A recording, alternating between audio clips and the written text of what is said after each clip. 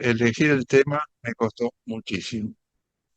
Hace 15 años que no ejerzo y por lo tanto encontrar un tema de interés en el cual pudiera decir algo me costó. Mis amigos más cercanos saben porque desde hace 2 meses los estoy atomizando con comentarios. Lo segundo es que el resultado final fue demasiado largo. Yo hablo muy despacio y por lo tanto opté por una solución para ajustarme lo más posible a los 40 minutos, que fue grabar un video. Después duró 1 hora y 5 minutos.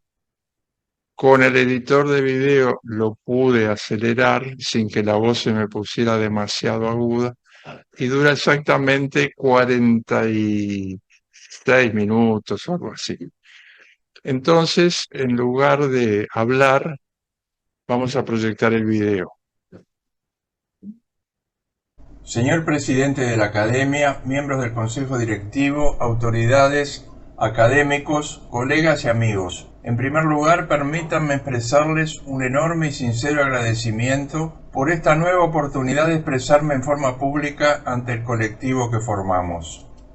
Hace 13 años, el tema de mi primera conferencia en la Academia fue Dilemas, conflictos y retos éticos en la cirugía de una época de cambios. La de hoy se titula La ética en las modificaciones de las técnicas de la cirugía visceral abdominopelviana. Constituye una vuelta sobre un aspecto particular del mismo tema que no ha perdido vigencia porque una serie de hechos que ocurrieron desde entonces han obligado a poner nuestra atención en nuevos problemas que nos interpelan y desafían. Uno que reclama prioridad es acompañar lo más cerca posible en el tiempo las modificaciones técnicas que inevitablemente se seguirán produciendo y que por las razones que señalaré más adelante en gran parte serán obra de otros, con los procesos que obligatoriamente le deben seguir pero suelen retrasarse o ser francamente tardíos, de validación como avances y de elaboración de las regulaciones que permiten manejarlas dentro de los parámetros de la ética, procesos que nos competen sobre todo a nosotros. Los avances técnicos de la cirugía moderna tienen un pasado y un presente y tendrán un futuro. Su pasado fue una sucesión lenta y discontinua de avances técnicos brillantes para el estado del arte de aquella época, logrados en cerca de un siglo y medio con muy poca dependencia tecnológica. Su conjunto constituyó un significativo aporte al bienestar de la humanidad. Entre 1987 y 1992 se produjo, consolidó e impuso la revolución técnica de la cirugía mínimamente invasiva. Desde entonces hasta el presente, la cirugía abdominopelviana navega en un turbulento torrente de numerosas y aceleradas modificaciones de su tecnología. La necesaria colaboración inicial de la industria tecnológica para satisfacer en cantidad y diversidad la enorme demanda de nuevos instrumentos para todo el planeta, rápidamente se fue transformando primero en una influencia injustificada sobre aspectos técnicos de la evolución de la cirugía, y luego, en no pocos casos, en un improcedente y no controlado poder de decisión sobre los mismos. Esa influencia y ese poder, hábilmente disimulados, son la principal, pero no la única, fuente del torrente. En el torrente no hay suficiente tiempo para diferenciar en forma serena y razonablemente objetiva si las modificaciones son cambios sin mayor trascendencia impuestos por influencias externas a la especialidad o avances que se deben adoptar porque mejoran lo anterior. Estos hechos configuran una preocupante situación de confusión e incertidumbre, que son fuentes de una inestabilidad que facilita la toma de decisiones erróneas y las violaciones de la ética, y en consecuencia se debe corregir. Es razonable pensar que en el futuro la cirugía continúa experimentando modificaciones técnicas, que no sabemos cuáles serán ni si constituirán avances, pero que si, con la consiguiente validación de muestras que lo son, se deberán elaborar regulaciones éticas complementarias para manejarlas. La magnitud y complejidad de la tarea de elaborar las regulaciones éticas complementarias para manejar esos futuros avances no debe abrumar, sino alegrar y desafiar, porque como señaló la destacada filósofa y universitaria catalana contemporánea Victoria Camps, si la ética no estuviera siempre en construcción, indicaría que somos demasiado autocomplacientes y creemos que ya alcanzamos todos los ideales. Para desarrollar el tema he optado por la pedagogía de los errores, que resume esta frase atribuida a William Shakespeare. El hombre cauto no deplora su mal pasado, lo utiliza para mejorar su futuro. Es la que emplean algunos historiadores con los que me identifico, que en lugar de disimular u ocultar los errores y faltas que también integran la historia de la cirugía, prefieren identificarlos y analizarlos para obtener enseñanzas que eviten su repetición en el porvenir. Debo aclarar que no tengo conflictos de interés, que hasta donde me fue posible basé esta exposición en información actualizada y confiable, que mi conocimiento de las tecnologías de avanzada es superficial y que el de la ética sobre todo se basa en la experiencia adquirida al resolver con colegas eticistas los numerosos y variados problemas que debía enfrentar en esta materia mientras ejercí la cirugía. Pido entonces tolerancia por los errores que inadvertidamente pueda cometer. Un ejemplo paradigmático del mal pasado de la cirugía, apropiado para utilizar en la pedagogía de los errores, es el de las faltas a la ética cometidas entre 1987 y 1992 durante la gestación de la cirugía mínimamente invasiva, el reciente, radical y extraordinario avance en la forma de operar en la cirugía visceral abdominopelviana. Su aparición fue favorecida por la coexistencia de cambios culturales en la sociedad que exigieron mejor postoperatorio y mejor cosmética, con avances de la ciencia quirúrgica que puso de manifiesto la proporcionalidad entre la injuria y la respuesta orgánica general a la misma, con perfeccionamientos de las técnicas endoscópicas de la ginecología, gastroenterología y hepatología, y con avances de la óptica y luego de la electrónica.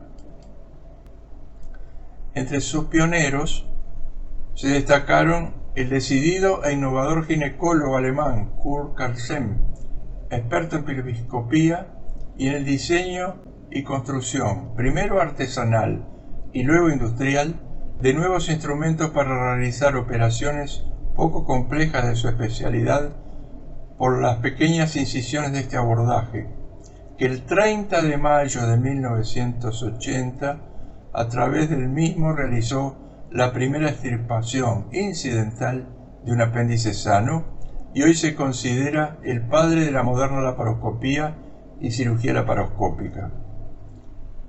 Y Erich Muye, el cirujano alemán que en 1985 realizó la primera colecistectomía laparoscópica. Ambos utilizaron endoscopios ópticos que obligaban a operar en posiciones forzadas, como se ve a la izquierda, y visualizaban un campo muy reducido. El conservadurismo de los cirujanos alemanes de esa época y algunas complicaciones pausaron el desarrollo de este abordaje, que poco después se reinició cuando el agregado de una microcámara de video a los endoscopios, como se ve a la izquierda, dio origen a la videolaparoscopía, que mejoró espectacularmente la imagen y permitió compartirla y grabarla y además operar en posición natural ergonómica. En 1987, Philippe Muret de Lyon realizó la primera colecistectomía videolaparoscópica y luego Jacques Berisat de Bordeaux y François Dubois de París le agregaron perfeccionamientos técnicos y divulgaron la técnica al resto del mundo. En algo más de los 5 años que siguieron, el avance técnico súbito, drástico e irreversible, denominado cirugía mínimamente invasiva, que algunos denominaron la Segunda Revolución Francesa, se extendió a la mayoría de las técnicas de la cirugía visceral abdominopelviana, a otras especialidades y al mundo. El brillo de la cirugía mínimamente invasiva estuvo empañado por las diversas faltas a la ética que cometieron algunos de sus protagonistas y primeros usuarios. Las primeras faltas fueron de los cirujanos, y dentro de estos, de los de Alemania, contemporáneos de Sem y de Muye. Al primero lo acusaron por violar la santidad de la cirugía abdominal y por faltar a la ética, y consecuentemente trataron de descalificarlo con medios particularmente humillantes, como ridiculización de sus operaciones, con denominaciones como operación de los tubitos, o de los canutos, o del ratón Mickey, con críticas y hostigamientos varios, interrupción violenta de sus presentaciones académicas, suspensión de su afiliación a asociaciones profesionales y hasta con calificaciones de insanía, exigiéndole una tomografía computada encefálica antes de permitir asumir un cargo de profesor en la Universidad de Kiel. La mayoría de los demás cirujanos demoró en aceptar y adoptar el avance.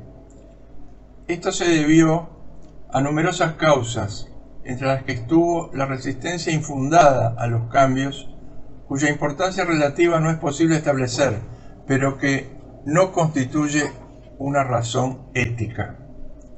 En la actitud opuesta, un menor número de cirujanos creyó que más tecnología es mejor cirugía. Se entrenó, entre comillas, en cursos no acreditados y elementales, y cual nuevos conquistadores de tierras recién descubiertas, se lanzó a realizar estas técnicas. Inicialmente tuvieron mayor tasa de complicaciones que justificaron por una curva de aprendizaje que pretendieron mostrar como inevitable, cuando en realidad es éticamente inaceptable. Y por primera vez se enfrentaron a numerosos tipos de conflictos de interés, particularmente con la industria de insumos para la cirugía, comparables a los bien conocidos por los médicos con la industria farmacéutica. En este aspecto quedó claro que los cirujanos somos vulnerables a muchos tipos de conflictos de interés, que estos son muy inestables, por lo que aún en sus formas menores rápidamente se pueden magnificar, y que por la alta subjetividad de las decisiones que debemos tomar, es difícil que a nosotros se nos controle adecuadamente en esta materia. El otro gran grupo de faltas a la ética está formado por las cometidas por muchas, afortunadamente no todas, de las industrias tecnológicas fabricantes de los nuevos instrumentos y equipos imprescindibles para esta nueva forma de operar. Superado el periodo inicial en que fueron sorprendidas y no pudieron satisfacer la enorme demanda de equipos, todas reaccionaron con un meritorio aumento de su producción, que les produjo un importante éxito económico.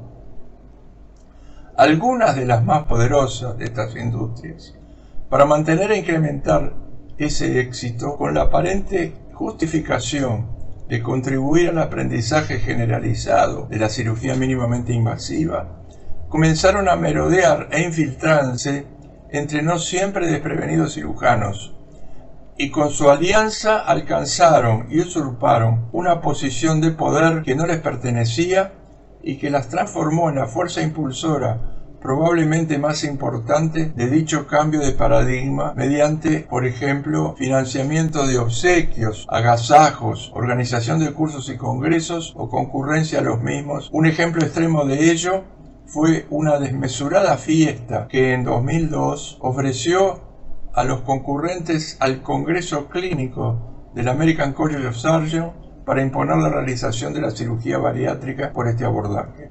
Además, apoyó proyectos de investigación metodológicamente imperfectos y sesgados a favor de sus intereses. Esas industrias que optaron por el empleo equivocado de su poder ejercieron una presión interesada e improcedente, desmedida y éticamente inaceptable sobre el desarrollo de algunas técnicas y otros aspectos de la especialidad. Por ejemplo, cuando se estabilizó o comenzó a declinar su éxito económico, intentaron mantenerlo comprando una vez más la colaboración no ética de unos pocos cirujanos para modificar el sentido del avance de la cirugía mínimamente invasiva con el desarrollo de nuevos instrumentos o nuevas técnicas como dos formas de abordaje de finalidad cosmética. La cirugía laparoscópica de incisión única, que deja una cicatriz pequeña disimulada por el ombligo, y la cirugía endoscópica transluminal por orificios naturales, que accede al peritoneo por el estómago, el recto o la vagina y no deja cicatrices cutáneas en el abdomen. Ambas técnicas, solo realizables por cirujanos con entrenamiento especial e instrumental muy específico y caro, no tuvieron la demanda esperada de los pacientes y, de acuerdo a PubMed, desde hace más de 10 años no se publicaron trabajos sobre ellas. La exposición entra ahora en su parte principal y final: la construcción de la ética para manejar las modificaciones técnicas futuras de la cirugía visceral abdominopelviana. Siguiendo la pedagogía de los errores, en ella se emplean las faltas a la ética cometidas en el mal pasado de la cirugía para extraer enseñanzas útiles que eviten su repetición en el futuro. En el futuro de la cirugía seguramente seguirán apareciendo modificaciones técnicas, que hasta que no aparezcan no podremos saber cuáles serán ni si constituirán avances.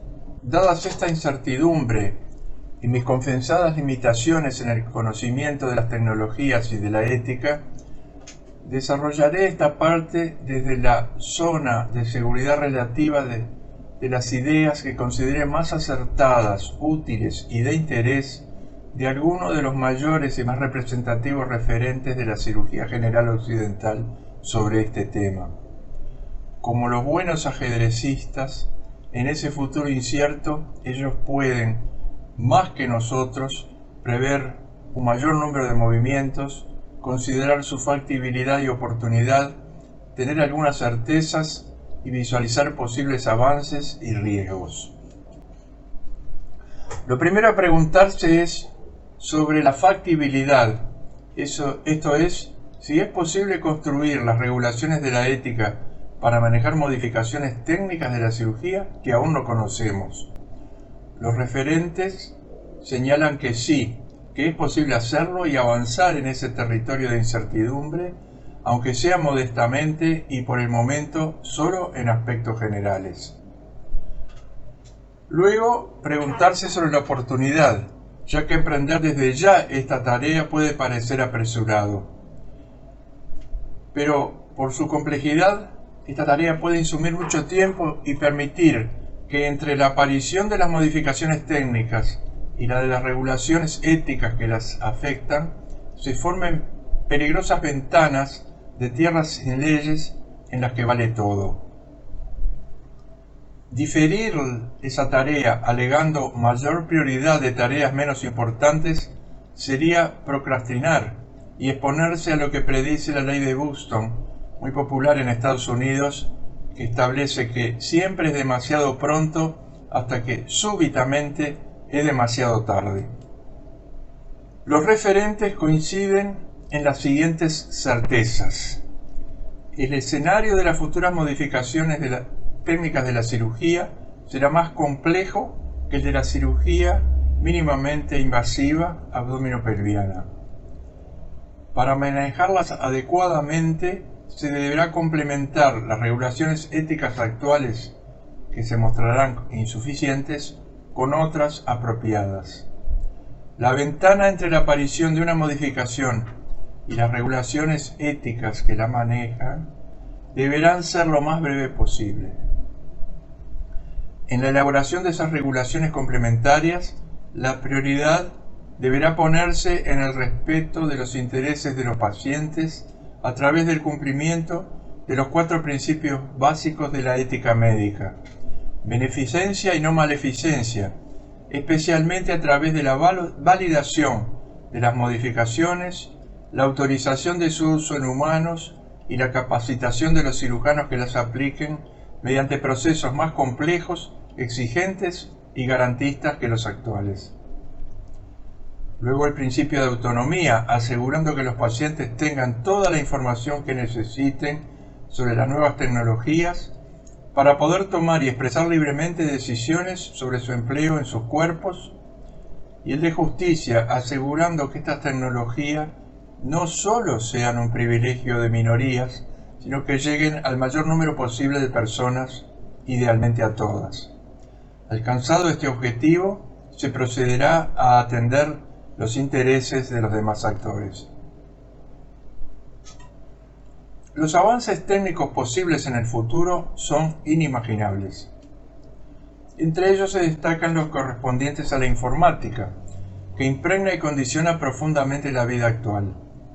En solamente 8 décadas, desde las lentas y mastodónticas primeras computadoras electromecánicas, entre otros avances, pasó a los chips del iPhone 14 y del Apple Watch S9 aparecidos el mes pasado, que pesan pocos gramos, poseen respectivamente 8.500 y 55 millones de transistores y tienen capacidades muy poderosas en aprendizaje automático o machine learning. En 1950 surgió la idea de imitar con la informática ciertas funciones del cerebro humano, pero hasta 1980 la tecnología no permitió comenzar a desarrollarla. Hoy es la inteligencia artificial, una realidad en continuo y sorprendente desarrollo, tema cotidiano en todos los medios, que despierta curiosidad, interés, expectativas, fantasías y últimamente temor a sus enormes riesgos potenciales. Consiste en sistemas informáticos con capacidad de procesar grandes conjuntos de datos robustos, esto es, de veracidad comprobada, y en forma parcial o totalmente autónoma, permitir o facilitar la resolución de problemas, la toma de decisiones o la ejecución de acciones. Su primera forma fue la de los sistemas informáticos de aprendizaje automático o machine learning, que utilizan algoritmos de regresión y árboles de decisión. Desde 2011 aparecieron sistemas de aprendizaje profundo o deep learning mucho más poderosos y potencialmente más autónomos, que se basan en motores neuronales formados por capas de redes de neuronas electrónicas que imitan las redes cerebrales. Pueden procesar datos, crear programas informáticos específicos para resolver nuevos problemas y mejorarlos continuamente, que es lo que se llama aprendizaje incremental. Los motores neuronales tienen un diseño análogo a las cajas negras de los aviones, que no permite a nadie conocer cómo funcionan para de este modo proteger los derechos de autor y los secretos comerciales. El suministro de datos a los sistemas puede ser hecho por operadores humanos o por competencias adicionales de los sistemas informáticos. Uno de ellos es el procesamiento del lenguaje natural, que es capaz de leer los registros escritos y compatibilizarlos para su procesamiento computacional en forma más rápida y confiable que lo que pueden hacer operadores humanos. Las otras dos capacidades son la visión por computadora, que percibe imágenes y hace de ellas una interpretación más o menos precisa y confiable, y la capacidad áptica o táctil por el momento de muy poco desarrollo. Incorporación de la asistencia de inteligencia artificial a la técnica operatoria.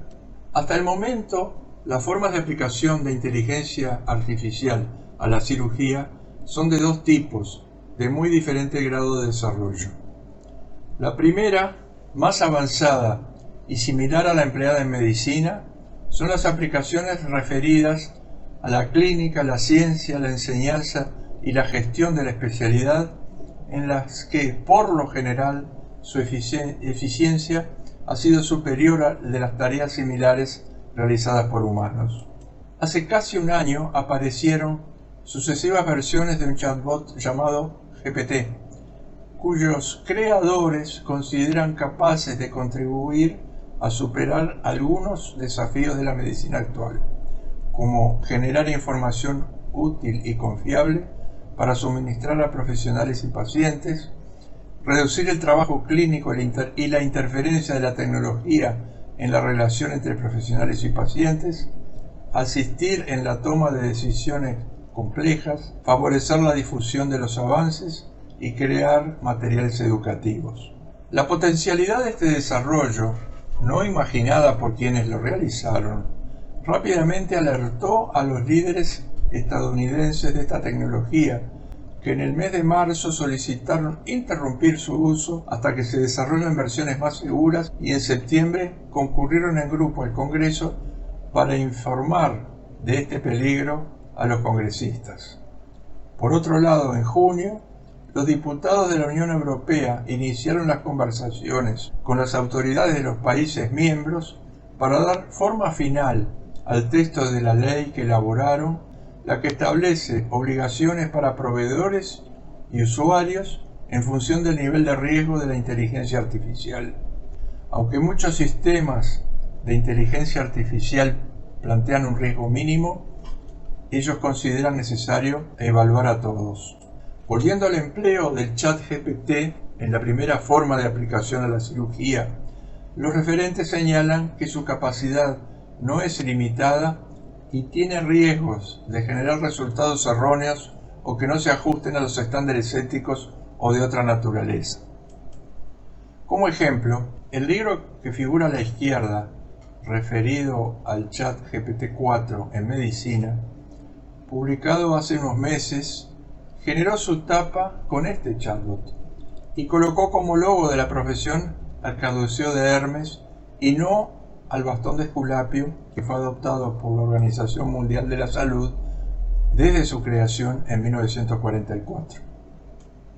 Entonces, por curiosidad, le pregunté a dicho chat, ¿cuál es el logo de la medicina? Me respondió que el más ampliamente reconocido y utilizado es el caduceo de Esculapio, que consiste en un bastón entrelazado por dos serpientes y a menudo con alas en la parte superior. Ante el doble error le pregunté, ¿y el bastón de Esculapio? Me respondió que es otro símbolo asociado con la medicina, agregando en qué consiste y el lugar y papel de Esculapio en la mitología griega. Ante estas dos respuestas contradictorias, le pregunté, ¿es el caduceo o el bastón? Esta vez me respondió que el logo de la medicina es el bastón de Esculapio, también conocido como el bastón de Asclepio, y que el caduceo de Hermes, que a menudo se confunde con el símbolo médico, en realidad se relaciona más con la comunicación y el comercio. En suma, primero me suministró una información doblemente errónea, luego me dio una respuesta correcta, pero no corrigió el error de la primera, y recién en la tercera vez me dio una respuesta totalmente correcta. Innumerables observaciones similares a esta indican que la primera respuesta no siempre es correcta y que ellas dependen de la forma en que se formulen las preguntas. La segunda forma de aplicación de inteligencia artificial a la cirugía, mucho menos avanzada, busca alcanzar un objetivo técnico específico de la cirugía y otras terapéuticas invasivas, que es incorporar asistencia de inteligencia artificial a los procedimientos diagnósticos o terapéuticos que hoy realizan humanos con sus manos potenciadas con instrumentos, con la finalidad de mejorar la perfección y seguridad de las técnicas que realizan los cirujanos. Esta aplicación, que daría origen a máquinas de operar, puede ser total o parcialmente autónoma. Probablemente los sistemas totalmente autónomos capaces de operar sin asistencia de cirujanos no constituyen una utopía, pero se considera que en el mejor de los casos el tiempo que nos separa de ellos será prolongado, porque implican un enorme desafío tecnológico que, en razón de que su necesidad y utilidad no se han todavía probado y de que es previsible que sus costos sean muy elevados, por ahora no se muestran como costo efectivos.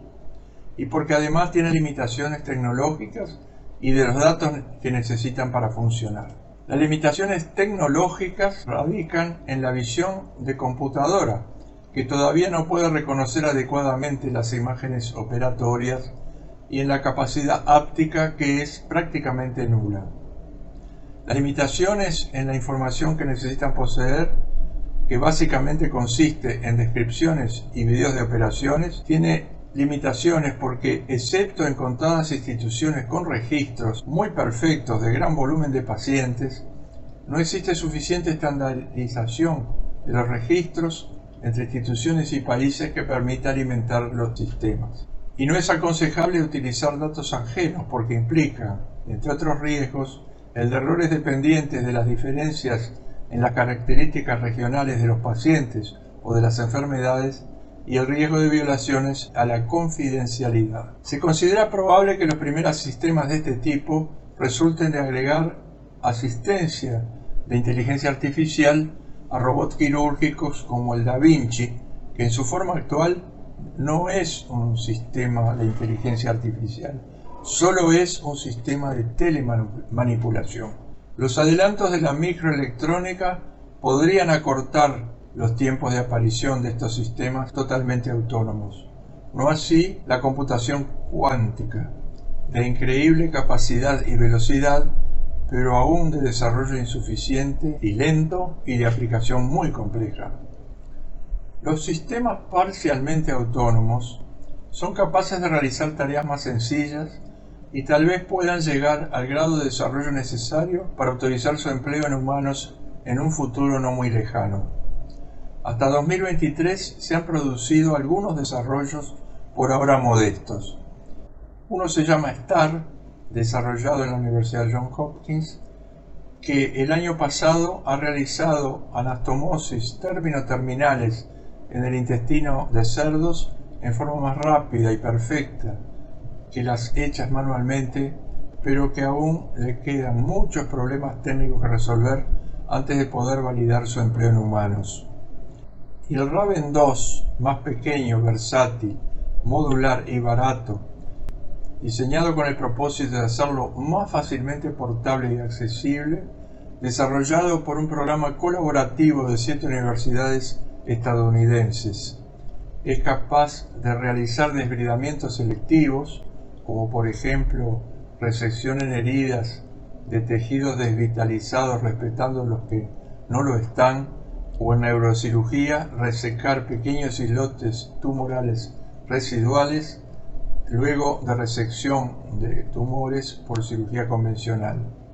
También es capaz de realizar suturas y telecirugía.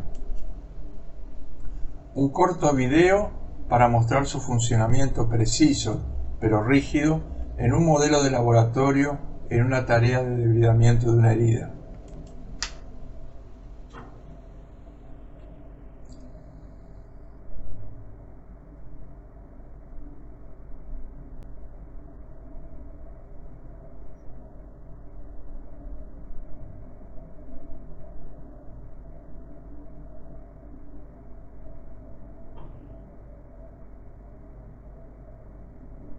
En suma, hasta el momento la totalidad de los procedimientos quirúrgicos sobre tejidos blandos en humanos son realizados de forma totalmente manual por cirujanos y es difícil prever el impacto futuro de la ayuda de inteligencia artificial a la realización operatoria en este campo. En cuanto a los cambios en el rol de los cirujanos, que probablemente inducirá la aplicación de ayuda de inteligencia artificial a las operaciones, parece bastante claro que por ahora la mayoría de estos, y aún los pocos cirujanos que están familiarizados con la telemanipulación, es decir, con el uso del Da Vinci, por la natural resistencia a los cambios serán escépticos sobre su viabilidad y hasta la consideren un sueño imposible. No todos ellos deberán utilizar estos sistemas en su práctica, pero todos deberán colaborar con el aumento de la seguridad de estos sistemas, registrando escrupulosamente su actividad en la forma que se determine para alimentar a esos sistemas con el mayor número posible de datos locales objetivos, lo que además mejorará la calidad y homogeneidad de los registros. Un porcentaje muy necesario de cirujanos de una nueva cultura de colaboración ya trabaja con ingenieros e informáticos para desbloquear de una manera segura, eficaz y oportuna todo el potencial de la inteligencia artificial en este campo. Solamente unos pocos cirujanos se deberán capacitar y acreditar para utilizar la asistencia de inteligencia artificial en su actividad operatoria en humanos para indicaciones muy limitadas, muy específicas y realizadas en centros muy especializados. En cuanto a la validación como avance y la autorización del uso en humanos de las nuevas tecnologías, los referentes señalan que es deseable que sea una tarea rigurosa, realizada en forma colectiva, equilibrada y armónica entre representantes calificados de pacientes, cirujanos, asociaciones quirúrgicas, prestadores de salud, autoridades sanitarias e industria tecnológica, y que se base en directivas generales de alcance universal como la recomendación sobre la ética de la inteligencia artificial elaborada por la UNESCO en noviembre de 2021. La validación como avance y su autorización para el empleo en humanos deberá ser muy rigurosa y basarse en la evaluación de sus resultados, la identificación de sus riesgos y el establecimiento de un mínimo de garantías de seguridad. Los expertos señalan que la evaluación de sus resultados debe ser realizada por equipos independientes y competentes, en forma sistemática, fidedigna y comprensible, que además de los valores objetivos interpretados por profesionales, debe incluir datos subjetivos valorados por los pacientes. Y que mientras no sea valorada, el uso de esta asistencia de inteligencia artificial a la técnica operatoria debe quedar limitado a equipos de investigación seria, de instituciones referentes, que sigan protocolos científicos muy rigurosos, que sean controlados por exigentes comités de ética de la investigación clínica y que fuera de esos contextos, aunque sus resultados sean sorprendentes, no serán éticamente aceptables. Los datos que en cirugía permiten el funcionamiento de la inteligencia artificial, a diferencia de la Big Data, se limitan a el área de la especialidad y forman lo que se llama la macrodata. Poseen una alta sensibilidad, por lo que se deberán manejar con especial responsabilidad, reserva y cuidado para evitar discriminación, violaciones de la privacidad, de la seguridad y otros aspectos que marca la ética, y para evitar también la incorrecta utilización potencial por la industria tecnológica, las compañías de seguros, etc. En la aplicación de ayuda de inteligencia artificial a la realización operatoria, los principales riesgos, como en todas las operaciones, consisten en la producción de un daño al paciente. La responsabilidad por este daño puede corresponder en forma aislada o asociada de diversa manera al desarrollador o fabricante, a la institución prestadora de asistencia que debe someterlo al mantenimiento y actualización correspondiente, o al cirujano que usa el sistema. Esta asistencia de inteligencia artificial aún está muy lejos de ser inmune a los errores y a la producción de daño, sobre todo en la toma de decisiones de los equipos autónomos frente a las diversas dificultades técnicas intraoperatorias.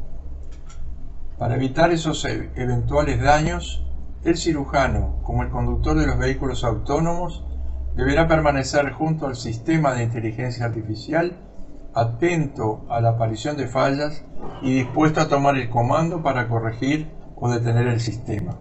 Los pacientes saben o intuyen que las máquinas carecen de empatía y compasión, que sus procesos no son transparentes ni infalibles y que son posibles los daños, todo lo que puede impactar negativamente en la generación de la necesaria confianza en el procedimiento y en el cirujano. Habrá que ser especialmente cuidadoso en que las regulaciones aseguren el cumplimiento del principio ético de la autonomía señalado más arriba. Las industrias tecnológicas hoy ejercen un dominio cada vez mayor sobre la sociedad que excede la capacidad de control y plantea desafíos éticos. Los expertos concuerdan en que, en lo referido a las que fabrican insumos para cirugía, la ética de las nuevas tecnologías debería ser equilibrada, estar armonizada con la ética médica y basarse en 6 principios fundamentales: responsabilidad por sus contenidos y eliminación de los sesgos, responsabilidad social, preservación de la integridad y dignidad humanas, precaución, esto es, detener toda nueva tecnología ante pruebas o previsiones razonables de que provoque un daño injustificado o superior al beneficio esperado, y justicia, esto es, que beneficie al mayor número de personas posibles, protección de la autonomía individual y comunitaria, y colaboración transparente con los organismos reguladores y de control para asegurar el cumplimiento de todo lo anterior. Esas industrias no deben anteponer la defensa de sus intereses comerciales al apoyo a los cirujanos en la satisfacción de sus necesidades técnicas, que es su finalidad específica. Por todo ello, para cada forma de asistencia de inteligencia artificial a la técnica operatoria, lo primero a establecer en forma rigurosa e independiente es si ella realmente es necesaria para mejorar los resultados de las operaciones que hoy realizan cirujanos. Habilitar su adecuado control para escrutinio, esto es, una averiguación exacta y diligente de sus actividades para formarse un juicio de ellas, no será nada fácil, por la capacidad camaleónica de la industria que defiende celosamente sus intereses y posee un inconcebible poder económico que, según algunas estimaciones serias recientes, en los próximos 6 años solamente en inteligencia artificial movilizará cerca de $1 billón. Para finalizar, deseo confesar que en este momento me embargan 3 poderosos sentimientos que, una vez más, como al inicio de esta exposición, puedo vincular al pasado, al presente y al futuro. El primero, hacia el pasado, es de gratitud para la Academia por el privilegio de haberme permitido trabajar casi 3 lustros en ella, enriqueciéndome en conocimientos, en integración armoniosa y productiva de equipos que materializaron ideales y en el fortalecimiento de vínculos de compañerismo y amistad.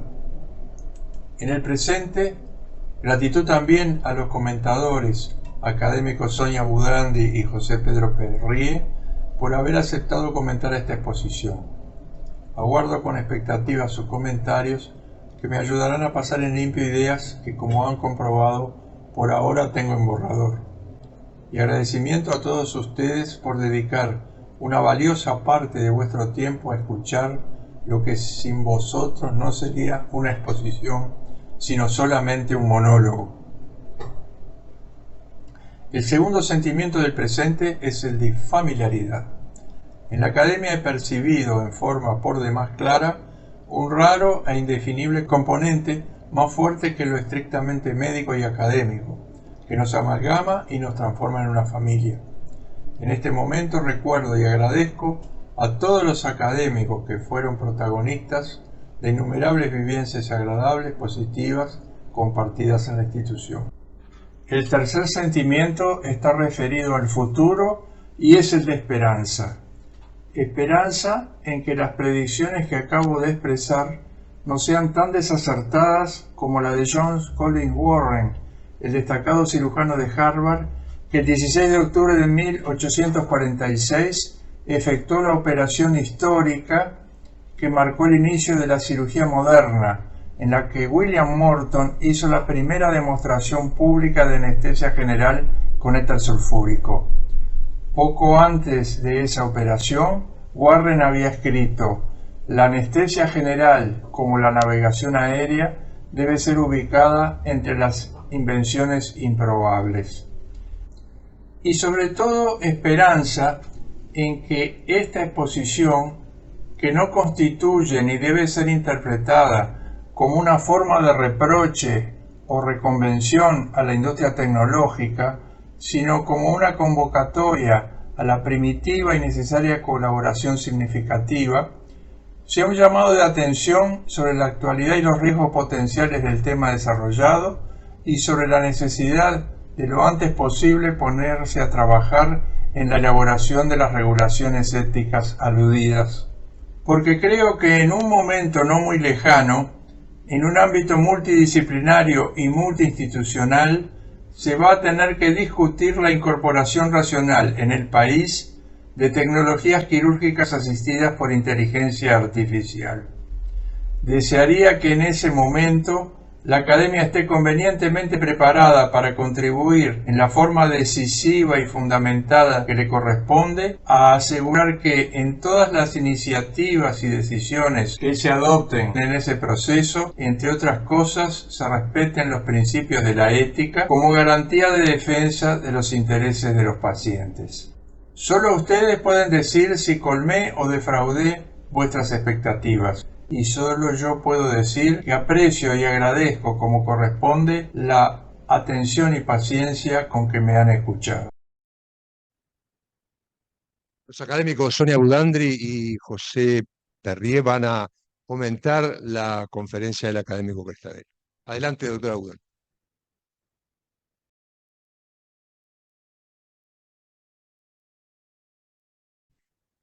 Bueno, en primer lugar, un placer poder comentar esta conferencia y creo que la expectativa que generó fue muy importante y prueba de ello es el silencio absoluto que había en la sala.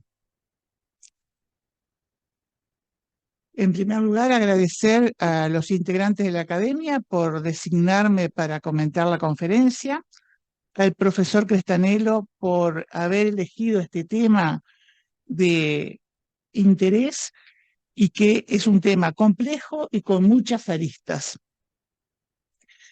Antes que nada, quiero aclarar que no soy experta en el tema ni estudiosa del mismo y que los comentarios que voy a hacer son en base a mis vivencias de la profesión y a los problemas éticos que tuve que enfrentar como cirujana y como docente. Lo primero que quiero decir es que los progresos de la cirugía han sido muy importantes en las últimas décadas. El conocimiento de la fisiología, de la patología, de la paraclínica, han permitido entender mejor las enfermedades, tener mayor certeza diagnóstica y ajustar los tratamientos a la etiopatogenia y a la fisiopatología. Felizmente y mucho han evolucionado las disciplinas que son soporte de la cirugía, como la anestesia, cuidados intermedios y CTI. Y como se ha referido el conferencista, la gran revolución quirúrgica fue el advenimiento en la década del 80 de la cirugía mini-invasiva, cambiando las vías de abordaje de los órganos abdominales. La invasión del cuerpo es una constante en nuestra especialidad. Los abordajes quirúrgicos son cada vez menos traumáticos, con mayor control del daño parietal, mejor control del dolor, menor sufrimiento para el paciente y un reintegro a la vida social y laboral mucho más rápido. No por ello se deben prodigar los actos quirúrgicos, solo realizar aquellos estrictamente necesarios para mejorar la calidad de vida y la sobrevida de los pacientes. Sabemos que hoy en día la cirugía mini-invasiva es el gold estándar, por ejemplo, para la colecistectomía. Pero han surgido hechos que han mejorado mucho la cirugía, y es la implementación de los laboratorios de simulación que permiten el entrenamiento de los cirujanos en formación y a los cirujanos de avanzada entrenarse en el material quirúrgico, realizar los procedimientos, reproducir la técnica en forma experimental y segura antes de practicarla en el paciente. Antes mirábamos operar, ayudábamos y operábamos. Ese es un gran adelanto con el advenimiento de la cirugía mini-invasiva, que fue en realidad el puntapié para el desarrollo de este tipo de laboratorios. Las innovaciones se deben desarrollar en centros altamente especializados, acreditados y en modelos experimentales y evaluados por los comités de ética, como ya lo mencionó el doctor Crestanelo. Desde siempre el cirujano ha estado muy comprometido con el paciente en el antes, el durante y el después del procedimiento quirúrgico. Ese vínculo de este binomio no debe de cambiar por más adelantos tecnológicos que existan. La empatía con el paciente y la información fidedigna es nuestro deber. La cirugía mini-invasiva no está exenta de complicaciones y algunas de ellas graves, al igual que la cirugía abierta. No se deben minimizar los riesgos porque hemos cambiado la vía de abordaje. Tampoco se deben de cambiar las indicaciones ni la táctica porque la tecnología nos empuje a ello o porque sea un nuevo desafío para satisfacer nuestro ego. Yo lo hice, yo fui el primero en hacerlo, que lamentablemente hemos asistido a este tipo de intercambios entre colegas. En definitiva, al paciente hay que resolverlo de la forma más segura y sencilla posible, con la menor posibilidad de complicaciones, independientemente de la vía de abordaje. La cirugía colorectal es un objetivo y desafío en el día de hoy de la cirugía laparoscópica y robótica, que debe ser ejercida en manos entrenadas y que a nivel colorectal permite hacer resecciones ultra bajas sin sacrificar los criterios oncológicos y funcionales. Somos responsables de ofrecer una cirugía segura, recurriendo a los mejores recursos disponibles, con la suficiente formación y entrenamiento en la especialidad. Pero surgen preguntas. ¿Qué responsabilidad le corresponde a la industria por las garantías sobre el material que nos proveen? Las instituciones de salud pública y privadas y el Estado garantizan que estas nuevas tecnologías estén disponibles al alcance de todos los usuarios. ¿Es una cirugía para un grupo selecto de enfermos o debe de poder aplicarse a todos los usuarios del sistema que se beneficiarán con la misma? Los avances en este tipo de cirugía, como ya lo demostró el doctor Crestanelo, tienen altos costos, material altamente especializado, con duración limitada y muchas veces material descartable. ¿Quién debe de hacerse cargo de los mismos? Sabemos que algunos de estos insumos están a cargo del paciente actualmente, lo que genera además un coste adicional y además un pago extra muchas veces al equipo que lo practica. La otra variante que realiza el entrenador es arriba, porque el Puma Gigliotti va a ser titular. Eso está demostrando que lo que yo estoy diciendo no importa. Yo te lo puedo cabecear nomás. Por lo cual, la pregunta, ¿esta es una cirugía que está al alcance de todos? El doctor Crestanelo en su conferencia se introduce en los nuevos desafíos en el arte quirúrgico que se relacionan con la aplicación de la inteligencia artificial y los desafíos de la regulación ética de los mismos tratados con mucha profundidad. Por último, y lo más importante, es que agradecemos al académico Crestanelo el afectuoso mensaje sobre sus sentimientos respecto de la academia y transmitirle que estos sentimientos son recíprocos.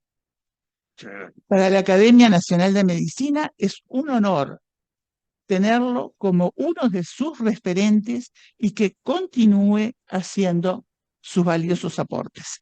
Muchas gracias, doctor Crestanelo, y muchas gracias a ustedes.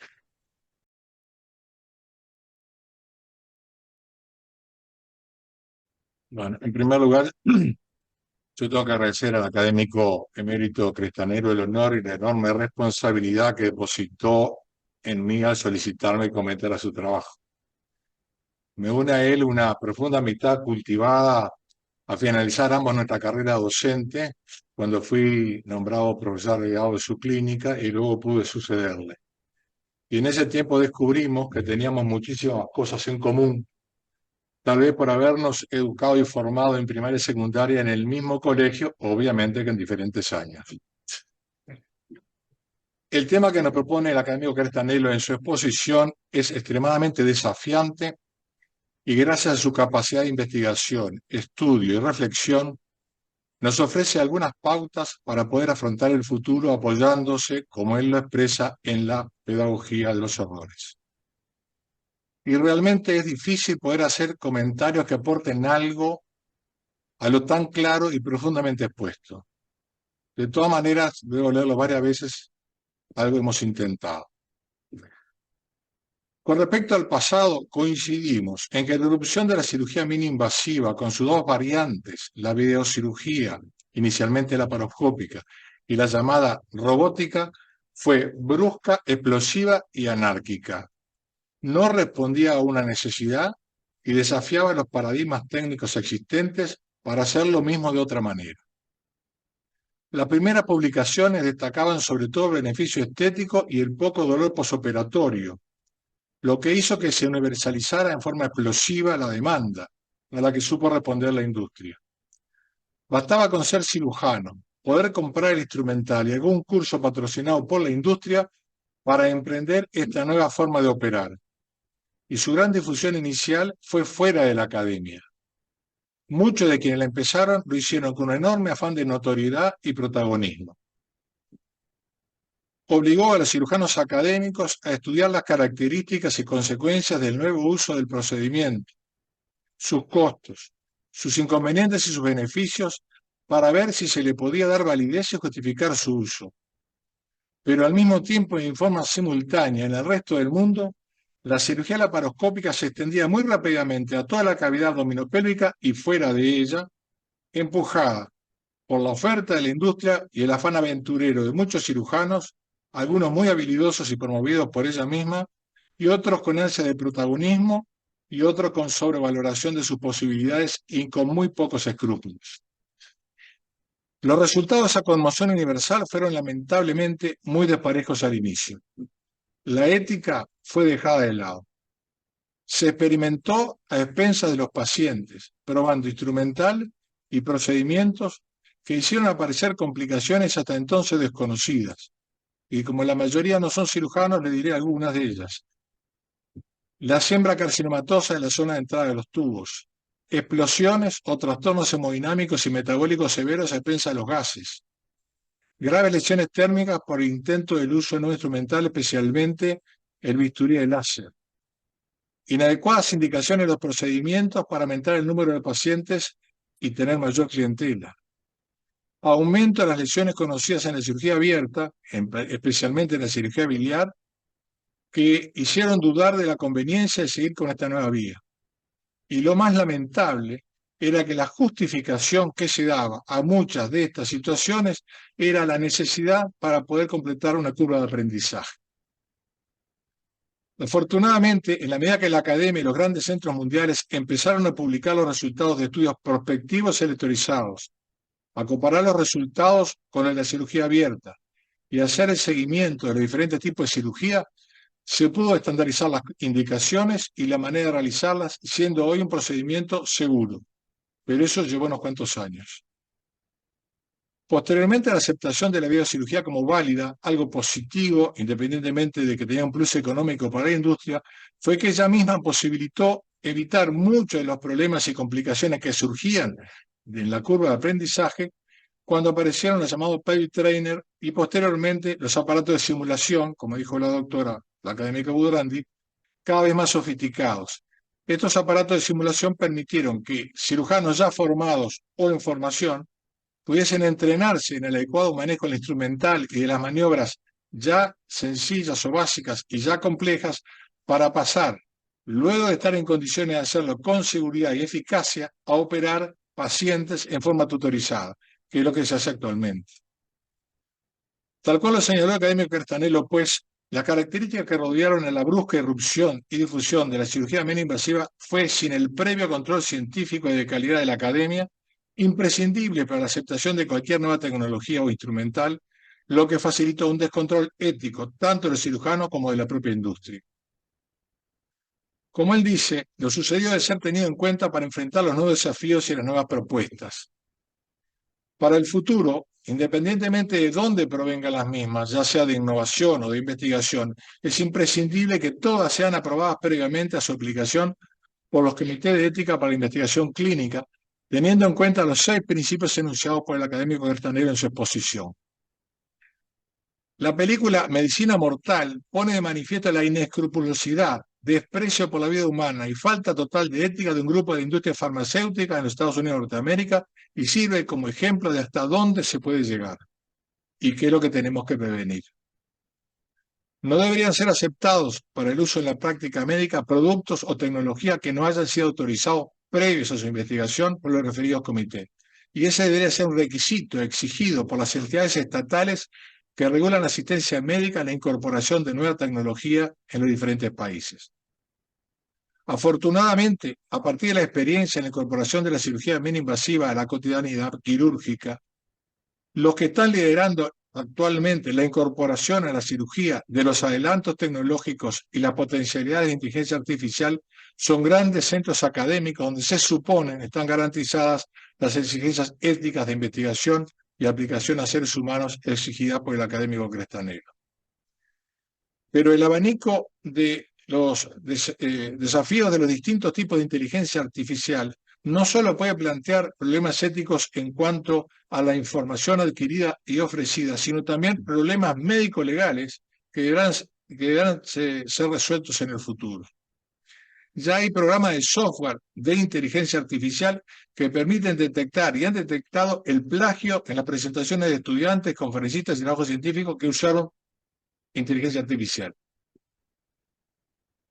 Coincidimos en que frente a toda nueva propuesta de productos y tecnología debería tenerse en cuenta, en primer lugar, saber que no todo lo que es posible realizar es correcto o está indicado. Lo segundo, que el resultado estético o de menor sufrimiento no se debe anteponer al resultado terapéutico a mediano y largo plazo. Frente a un nuevo producto o a una nueva tecnología, hay que reconocer o estudiar si realmente se necesita disponer de él.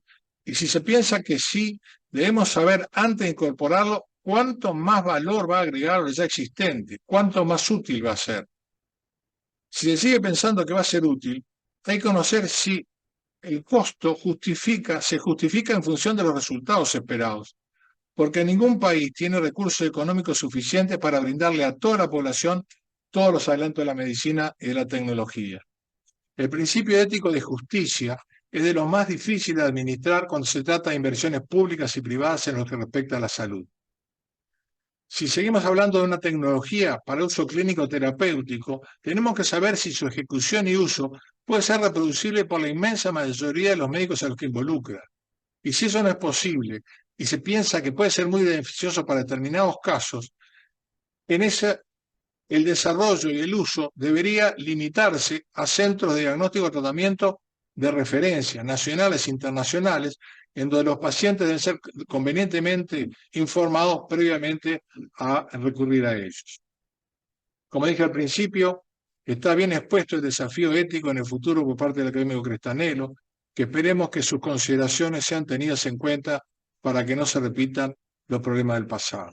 Y le agradezco nuevamente la oportunidad que me dio de intentar hacer un comentario.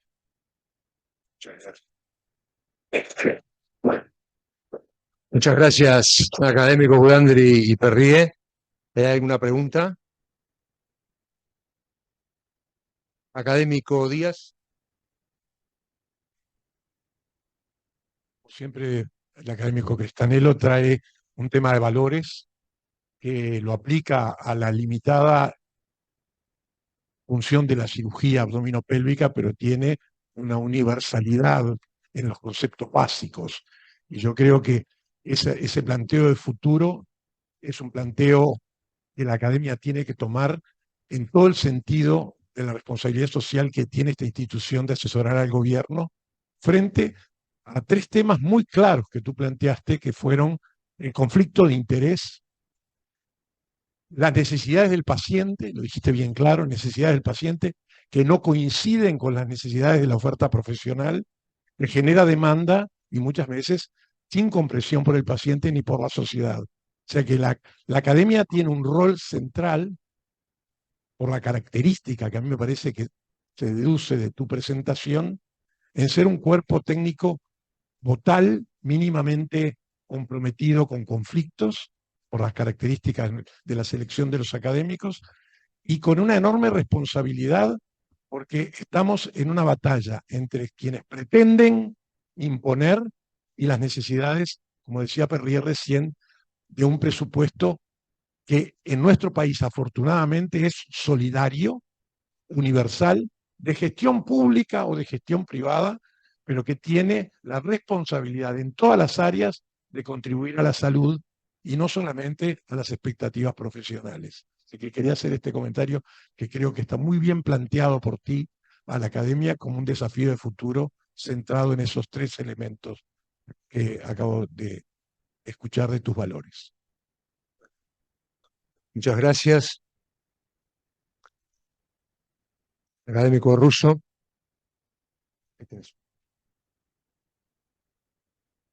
Primero felicitarlo al académico Crestanelo por una exposición, como siempre, que nos dejó brillante, con un mensaje intelectual claro y que llama a la reflexión de todos estos temas. En relación al contenido, quería hacer algún par de comentarios. Lo primero es que la ética en cirugía está perforada por múltiples factores o vectores que están todos entrelazados entre sí y que están tan perforados que hasta dejan de lado problemas esenciales de la cirugía, como que hay 500 millones de personas que no tienen acceso a la cirugía en el mundo, como dice Global Salary, que es una comisión que estudia este tema. O como el mínimo de complicaciones en la cirugía globalmente considerada no baja del 5% en el mundo, considerando todo el tipo de cirugía, no la cirugía compleja. Eso está como dejado de lado, entonces eso ya es una violación ética al tema. Segundo, al pasado, a mí me pareció siempre repugnante, lo digo con esa palabra, que la cirugía asumiéramos una técnica quirúrgica con 3 veces más de complicaciones graves y que inciden sobre la vida del enfermo, directamente sobre la calidad del enfermo, y que influyen en la mortalidad de los pacientes con lesiones quirúrgicas de vías biliares después del primer año y hasta el 5.º año. Es una curva que aumenta en un 30% en trabajos publicados al respecto, y que los cirujanos lo habíamos aceptado, yo el primero, porque yo soy de esa generación, habíamos aceptado hacer una técnica con 3 veces más de complicaciones que lo que tenía la técnica predecería, y en función de eso pasó desapercibido. Y recién hoy, 1920, 1922, recién hoy, las cifras de lesiones de vía biliar por vía laparoscópica se están aproximando a las que había con la cirugía abierta. Entonces le vendimos a los enfermos algo que éticamente era muy deplorable en ese momento y que recién hoy estábamos deplorables. Eso en cuanto a las faltas éticas del pasado, a mea culpa de todo esto. Hoy pretendemos, por ejemplo, hablar de la simulación como la panacea en el entrenamiento. No es así. Perdemos el contacto humano con el drama del enfermo que significa operarlo. Se trivializa un acto quirúrgico que siempre es complejo porque se hace en una cosa que si sangra, sangra. Total, es una visión en el screen, en la pantalla del simulador. Se corre enorme riesgo y eso se está estudiando de trivializar el acto quirúrgico porque el entrenamiento no se hace en seres humanos. Ojo, yo no estoy defendiendo lo que hacemos nosotros. Estoy tratando de darle un equilibrio a una metodología que, por intereses de la industria tecnológica que fabrica los sistemas y los software de simulación, se está convirtiendo en una panacea a la cual, por otra parte, de postre, tienen acceso en el mundo el 50% de los cirujanos jóvenes, el otro 50% no lo tiene. Entonces, estamos perforados por todos lados. Yo creo que el drama de la cirugía, el drama de la medicina hoy en día, es que los médicos que trabajamos todos los días con gente, con los pacientes, podamos distinguir en todo este mar de interferencias y de un modelo de pensamiento, como usted muy bien lo planteó, que me pareció un punto clave, el cambio de modelo de pensamiento en la toma de decisión con este fenómeno de las aguas turbulentas, donde sustituimos el leer en libros como usted lo dijo, con conocimiento consolidado y evaluado, sustituido por un Internet donde 3/4 de la información que tiene no está validada por nadie. Sobre eso se toman decisiones en forma rápida sobre enfermos concretos. Entonces estamos perforando la ética del pensamiento y del razonamiento médico. Sigo un minuto más y si no, pues toda la noche. Entonces, lo otro, el drama, claro, el drama de esto es saber qué es lo imprescindible, qué es lo necesario y qué es lo superfluo en nuestra oferta a la asistencia de los enfermos. Porque toda la industria y los papers que leemos nos quieren hacer pensar que lo imprescindible es todo esto que usted muy bien expresó, que este futuro, que es un presente en muchas cosas. La realidad nos tiene que indicar qué es necesario, cuáles son las cosas que nosotros tenemos, qué es lo necesario para realmente obtener los mejores resultados para el enfermo. Que no es lo mismo que lo imprescindible, ¿Y qué es lo superfluo? Y lo superfluo es todo eso que nosotros compramos de tecnología que no está validado. Estamos desesperados por tener un robot. Yo el primero, tampoco tengo muy claro para qué sirve. Pero me parece que un país sin robótica es como una casa sin muebles en la casa. Pero no tengo mayor argumento que ese. Es vergonzoso. Es vergonzoso. No tengo ningún argumento válido que me diga que para 3 millones de habitantes tendrá que tener un robot. Sin embargo, hay muchas ciudades de 3 millones de habitantes. Por ejemplo, Curitiba, por un ejemplo que conozco concretamente, tiene 3 millones de habitantes y tiene que tener robot. Entonces, todo eso está perforado por una validación de la tecnología que está fuertemente influenciada por una investigación dirigida y manejada por las corporaciones de la tecnología quirúrgica en nuestro caso. En fin, no quiero extenderme más en esto. Creo que los orificios son mucho más grandes y mucho mayor, de mayor cantidad. Usted mostró la punta del iceberg, se lo agradezco mucho, nos ilustró enormemente, nos dio un montón de conceptos básicos sobre los que están sustentados todo esto, pero los intereses priman. Y yo tengo una divergencia con lo último.